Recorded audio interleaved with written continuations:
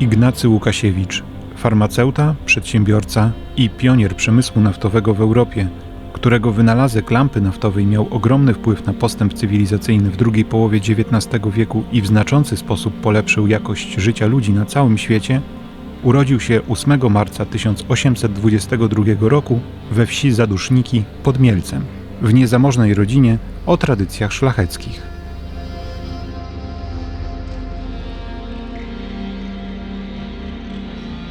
Jego rodzicami byli Józef Łukasiewicz, dzierżawca folwarku i powstaniec kościuszkowski, oraz Apolonia ze Świetlików, córka Franciszka i Anny.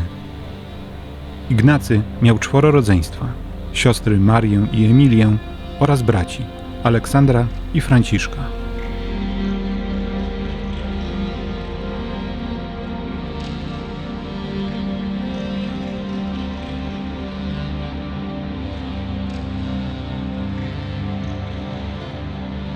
Na chrzcie, który miał miejsce we wsi Padew Narodowa, otrzymał imiona Jan Boży, Józef, Ignacy.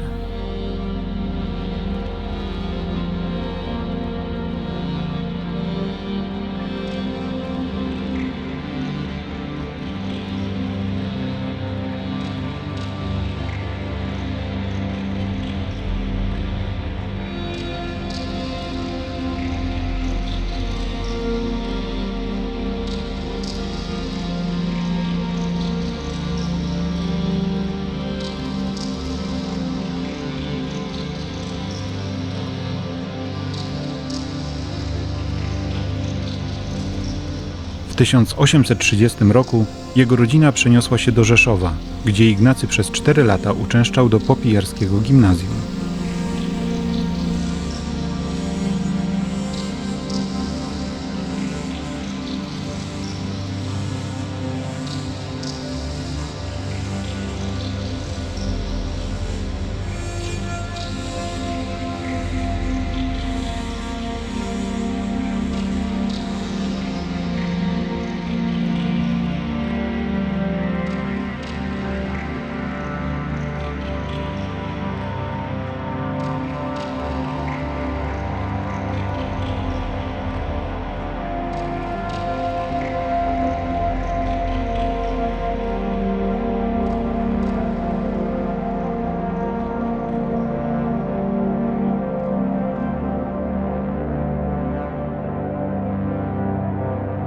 Zła sytuacja finansowa nie pozwoliła mu na kontynuowanie nauki i zmusiła do wczesnego rozpoczęcia pracy zarobkowej. W latach 1836–1840 pracował w aptece Antoniego Swobody w Łańcucie. Pogłębiał jednocześnie swoją wiedzę w zakresie chemii i farmacji. W 1840 roku zdał egzamin tyrocynalny i awansował na pomocnika aptekarskiego.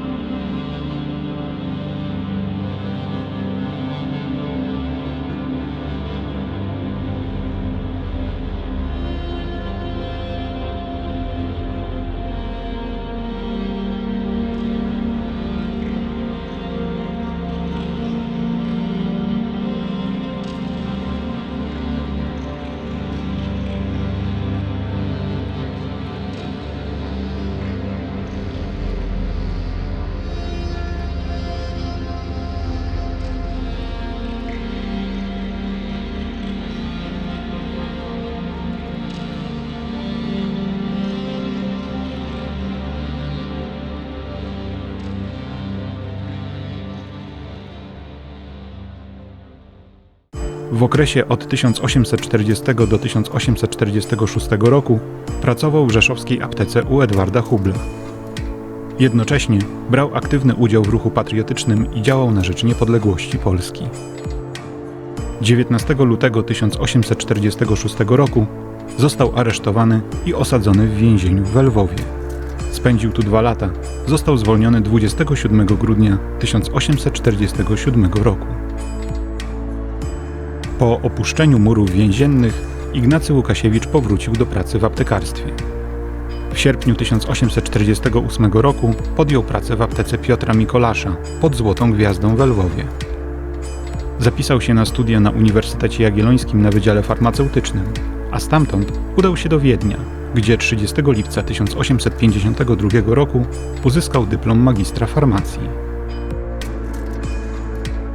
Po ukończeniu studiów powrócił do Lwowa i podjął pracę w aptece Mikolasza, gdzie zetknął się po raz pierwszy z dystylacją ropy naftowej, co wywarło głęboki wpływ na jego dalsze losy. Na zlecenie właściciela apteki Ignacy Łukasiewicz wraz z Janem Zechem prowadził w laboratorium mieszczącym się przy aptece badania nad destylacją ropy naftowej. Na przełomie 1852 i 1853 roku Ignacy Łukasiewicz i Jan Zech otrzymali naftę metodą frakcjonowanej destylacji z podgrzewanej w kotłach ropy bez dostępu powietrza przy temperaturze 200 stopni Celsjusza. Dalsza rafinacja nafty następowała przy zastosowaniu stężonego kwasu siarkowego i roztworu sody. Był to pierwszy metodyczny proces destylacji ropy na świecie. W 1853 roku lwowski blacharz Adam Bratkowski wykonał na zlecenie Ignacego Łukasiewicza lampę, która służyła mu oraz Janowi Zechowi do przeprowadzenia doświadczeń laboratoryjnych związanych z wykorzystaniem destylatów ropy naftowej do celów oświetleniowych. Prototyp lampy został wykonany z blachy stalowej lutowanej mosiądzem. Miał regularny, cylindryczny kształt i składał się z dwóch części konstrukcyjnych oraz taśmowego ucha. Dolną część lampy stanowił pojemnik na paliwo, posiadający stalową wkładkę, w której umocowany był rurkowy palnik z knotem sznurkowym. W górnej części znajdowały się dwa rzędy perforacji doprowadzającej powietrze potrzebne przy spalaniu nafty oraz niewielkie okienko zabudowane płytką z miki mineralnej. Posiadające jedną z najcenniejszych na świecie kolekcji lamp naftowych Muzeum Podkarpackie w Krośnie stworzyło projekt oraz zleciło wykonanie wiernej kopii lampy Łukasiewicza renomowanej pracowni płatnerskiej Torkil Grzegorza Kuliga.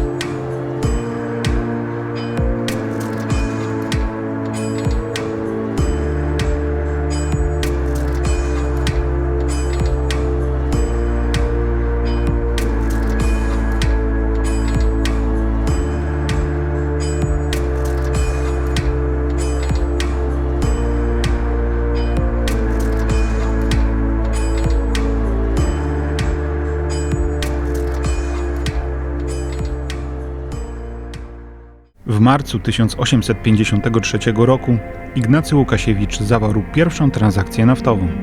Umowę z Powszechnym Szpitalem we Lwowie na dostawę 10 centnarów nafty. Lampy naftowe zapłonęły w lwowskim szpitalu podczas nocnej operacji jako pierwsze na świecie 31 lipca 1853 roku. Jest to symboliczna, oficjalna data narodzin przemysłu naftowego w Polsce. Chcąc doskonalić swój pomysł oraz by znaleźć się bliżej terenów roponośnych, w 1854 roku Ignacy Łukasiewicz przeniósł się do Gorlic, gdzie wkrótce wydzierżawił miejscową aptekę. W tym samym roku w Gorlicach zapalono pierwszą na świecie uliczną lampę naftową.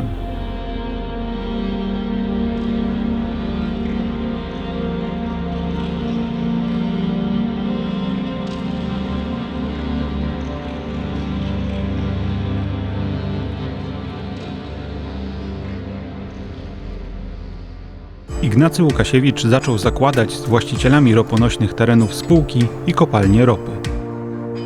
W 1854 roku zawarł z Tytusem Trzecieskim, właścicielem dóbr Polanka i miejsce piastowe pod Krosnem, oraz Karolem Klobassą Zręckim, właścicielem Zręcina i Bóbrki, spółkę naftową, która była pierwszym w Polsce, a także na świecie towarzystwem naftowym, obejmującym wszystkie działy składające się na całość tego przemysłu, a zatem wydobycie surowca, jego przeróbkę oraz sprzedaż gotowych produktów. Faktycznym i jedynym kierownikiem przedsiębiorstwa był Ignacy Łukasiewicz, osobiście zaangażowany w jego działalność, który obok technicznych posiadał także zdolności organizacyjne i handlowe.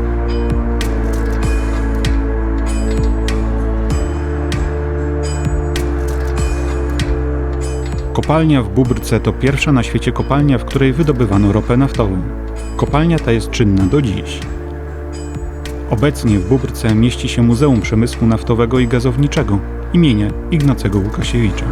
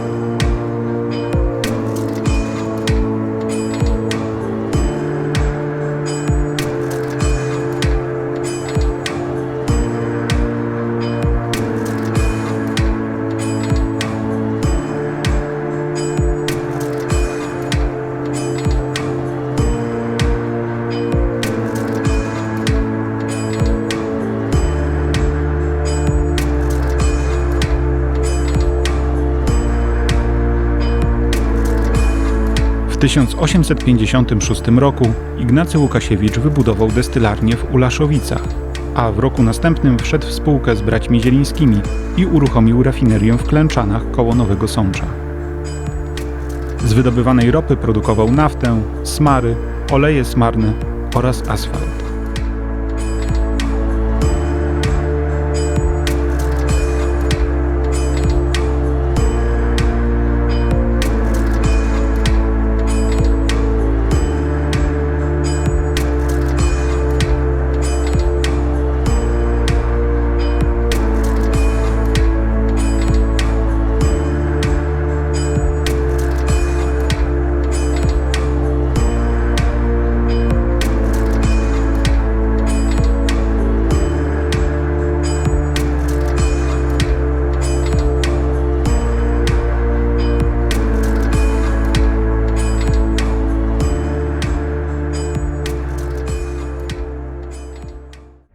W 1857 roku Ignacy Łukasiewicz ożenił się z Honoratą ze Stacherskich, swoją siostrzenicą, córką Emilii z Łukasiewiczów-Stacherskiej. Małżonkowie doczekali się jednej córki, Marianny.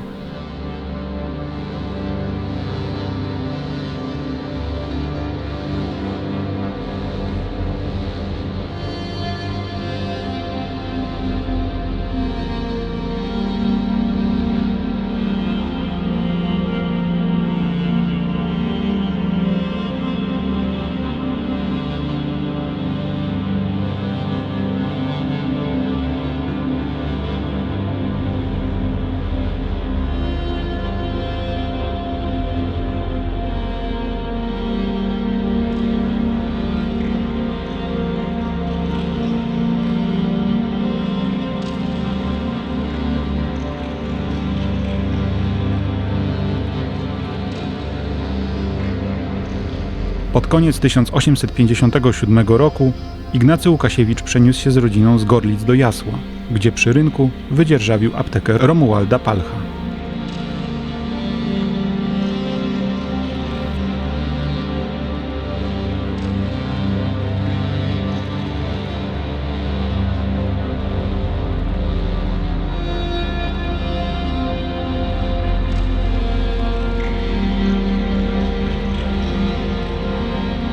W 1859 roku zmarła niespełna 2-letnia córka Łukasiewiczów, którą pochowano na cmentarzu w Jaśle.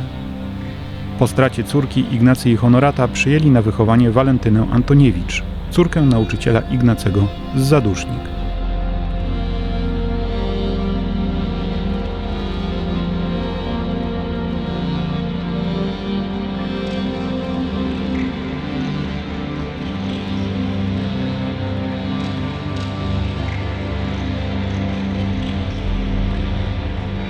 W 1859 roku spłonęła wraz z całym urządzeniem i zapasami destylarnia Łukasiewicza w Ulaszowicach. Wyczerpały się również złoża w Klęczanach. Ignacy Łukasiewicz nie upadł jednak na duchu, przeniósł się do Polanki pod Krosnem, gdzie założył kolejną rafinerię.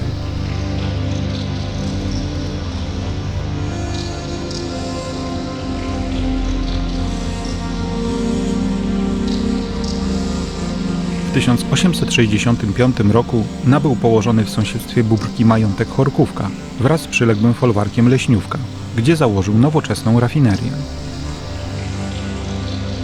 W majątku w Chorkówce mieszkał z żoną i przybraną córką oraz siostrą i matką Honoraty.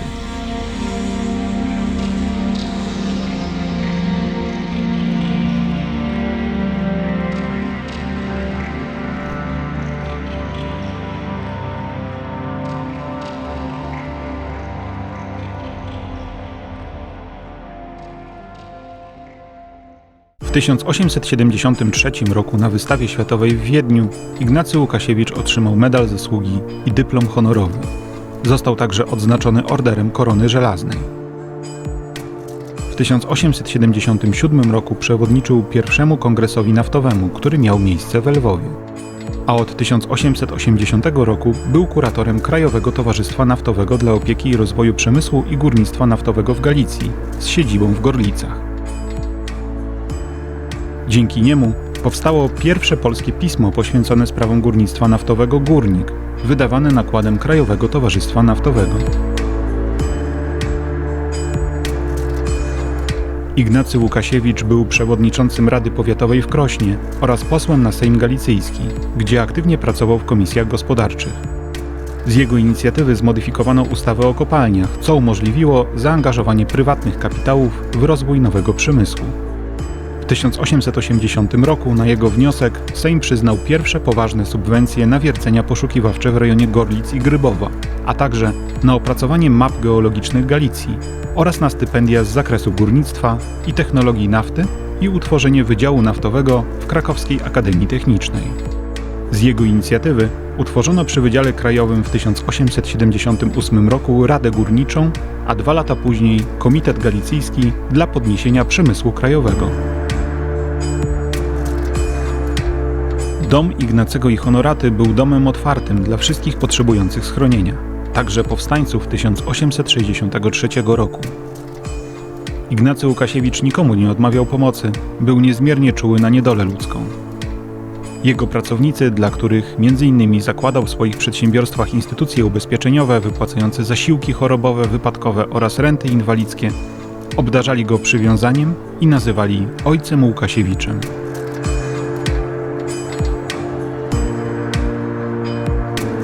Łukasiewicz był zapalonym orędownikiem oświaty i szkolnictwa.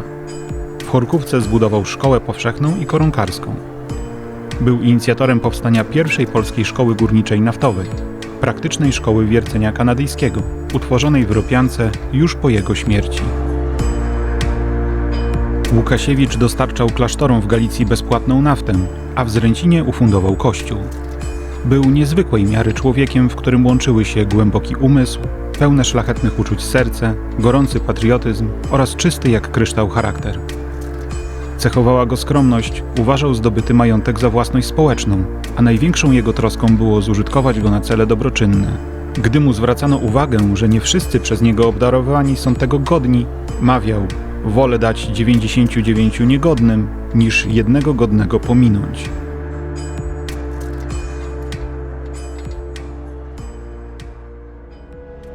Ignacy Łukasiewicz zmarł w wyniku zapalenia płuc 7 stycznia 1882 roku.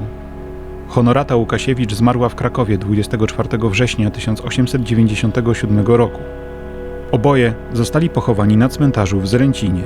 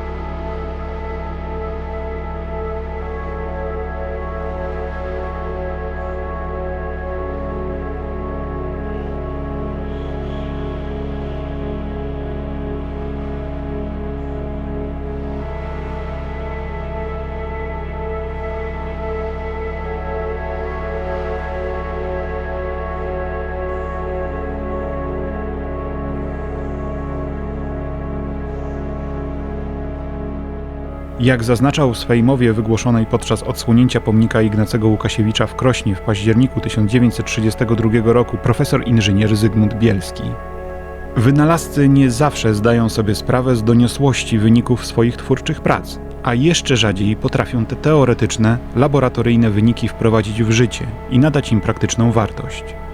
Łukasiewicz posiadał tę tak bardzo cenną właściwość. Obok wiedzy teoretycznej odznaczał się głębokim odczuciem praktycznych potrzeb przemysłowca. Zmysł ten zdradził się natychmiast po odkryciu nafty świetlnej, gdy mu nakazał do tej nafty dorobić odpowiednią lampę, bez której pierwszy wynalazek nie miał wartości i bez której nie można było go puszczać w świat. Ten dar praktycznego widzenia i myślenia nie opuszczał go podczas jego już wyłącznie przemysłowej działalności, którą rozpoczął w Jaśle, a kontynuował w Polance, Bóbrce i Chorkówce. Nie zaprzestając bynajmniej naukowych badań, które prowadziły do coraz to dalszych ulepszeń w procesie destylacji ropy, okazał się Łukasiewicz wybitnym organizatorem i doskonałym kupcem. Potrafił on równie dobrze i twórczo budować i prowadzić destylarnię ropy, jak zakładać kopalnie i kierować jej ruchem, a także dobrze sprzedawać uzyskany produkt handlowy.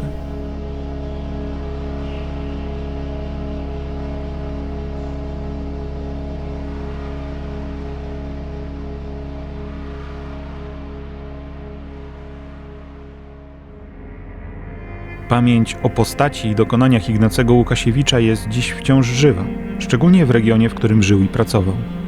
Świadczą o tym liczne upamiętnienia w Zadusznikach, Padwi Narodowej, Chorkówce, Gorlicach, Jaśle czy praca muzeów w Krośnie i Bóbrce. W Płocku Ignacego Łukasiewicza upamiętnia pomnik autorstwa Karola Badyny, znajdujący się nieopodal zespołu szkół Centrum Edukacji i przy jednej z najdłuższych płockich ulic. Zarówno zespół szkół, jak i ulica noszą imię Ignacego Łukasiewicza.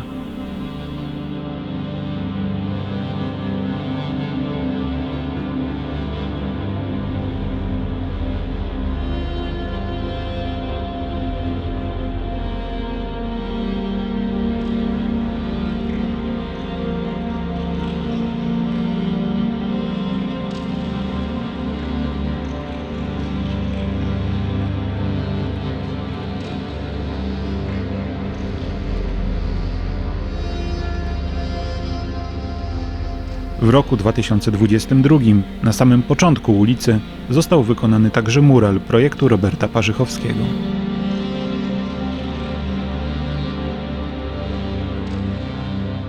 Światło zapalone przez Ignacego Łukasiewicza nigdy nie zgasło.